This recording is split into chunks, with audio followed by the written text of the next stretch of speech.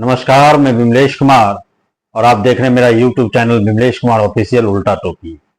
बात आज बिहार के राजनीति की, बात महागठबंधन की, बात एनडीए की, सीट शेयरिंग की। महागठबंधन इसमें बाजी मारता हुआ दिख रहा है, लेकिन एनडीए अभी तक बाजी मारता हुआ कहीं से भी नहीं दिख रहा है। बात इसलिए बोल रहे हैं कि महागठबंधन बाजी मारता हुआ दिख रहा है क्योंकि महागठबंधन ने लगभग सीट शेयरिंग का फॉर्मूला सुलझा लिया है और सभी दल इसमें शायद सहमति भी है। जो सूत्र के हवाले से जो खबर है, खबर यह है कि राजद ने अपने सभी दल को, गठबंधन के दलों को इस बात के लिए मना लिया है कि किसको कितना सीट पर लड़ना है। दूसरी तरफ देखें तो एनडीए के तरफ सीट बंटवारा का फॉर्मूला अभी तय नहीं हुआ है। चिराग पासवान जी अलग गाना गा रहे हैं, मांझी जी अलग गाना गा रहे हैं और उपेंद्र कुशवाहा जी अलग गाना गा रहे हैं। मांझी जी 40 सीट मांग रहे हैं, वहीं चिराग पासवान जी 70 सीट पर लड़ने को तैयार हैं कि मुझे 70 सीट दिया जाए। वहीं दूसरी तरफ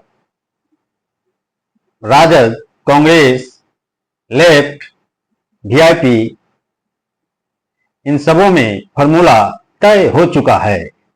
बात सूत्र के हवाले से जो खबर आया है कि राजद 130 या 135 पर लड़ेगी और दूसरा जो पार्टी, सबसे बड़ा पार्टी महागठबंधन में कांग्रेस है, वो 50 से 55 सीट पर चुनाव लड़ेगा।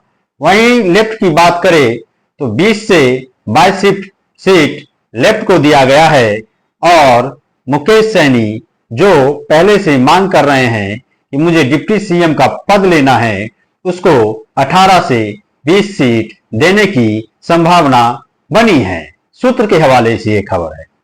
दूसरी तरफ एनडीए में अभी तक कोई फॉर्मूला तय नहीं हुआ है कि कौन कितने सीट पर चुनाव लड़ेगा। बीजेपी कितने सीट पर चुनाव लड़ेगा, जदयू कितने सीट पर चुनाव लड़ेगा, एलजेपी कितने सीट पर चुनाव लड़ेगा, हम कितने सीट पर चुनाव लड़ेगा और कुशवाहा की पार्टी कितने सीट पर चुनाव लड़ेगी। जब सीट का कुछ मसला फंसा नहीं है तो अभी तक तो सीट का फॉर्मूला तय हो जाना चाहिए। अगर एनडीए में सीट का फॉर्मूला तय हो जाता तो चिराग पासवान ये बात कभी भी नहीं कहते कि मुझे 243 सीट पर चुनाव की तैयारी करनी है। रामविलास जी का पुत्र चिराग पासवान जी, एलजेपी के प्रमुख चिराग पासवान जी आज एक बयान देते हैं, आज एक पोस्ट करते हैं कि हमारे बहनोई बिहार के डिप्टी सीएम होंगे। इससे पहले चिराग पासवान जी के बहनोई बोलते हैं कि हमारे साले साहब चिराग पासवान बिहार के मुख्यमंत्री बनेंगे और जिस रोज बिहार बंद का आह्वान बीजेपी करती है, ठीक उसी रोज चिराग पासवान जी मुजफ्फरपुर में, बिहार के मुजफ्फरपुर में बहुत बड़ा रैली का आयोजन करता है। इससे क्या पता चलता है कि चिराग पासवान जी एनडीए से अलग चुनाव लड़ेंगे। अगर एनडीए में सब कुछ ठीक है तो चिराग पासवान जी अलग डफली क्यों बजा रहे हैं? अगर चिराग पासवान जी अलग डफली बजा रहे हैं तो इसमें मांझी साहब भी पीछे नहीं हैं, जो अभी अपने पुत्र को बिहार सरकार में मंत्री का पद दिलाए हुए हैं और खुद भारत सरकार में केंद्रीय राज्य मंत्री का दर्जा पाए हुए हैं। ये वो मांझी जी हैं जो अक्सर ये कहते हैं कि राजद परिवारवाद की पार्टी है, लेकिन खुद जब टिकट देने की बारी आती है तो अपने पुत्र को, अपने बहू को, अपने समधन को टिकट देकर ये साबित करते हैं कि मांझी जी भी परिवार की पार्टी से बचे हुए नहीं हैं, परिवारवाद से बचे हुए नहीं हैं। बीजेपी भारी दिक्कत में है, इसलिए दिक्कत में है कि उनको इस बात का डर है कि कहीं चिराग पासवान 2020 की तरह फिर ना पाला बदलकर अकेले चुनाव लड़ लें और महागठबंधन की सरकार बन जाए। एक संभावना ये भी बनती है कि चिराग पासवान जन स्वराज जो नए लबेला पार्टी बिहार में प्रशांत किशोर की पार्टी बिहार में बनी है उसके साथ गठबंधन कर कहीं चुनाव न लड़ ले।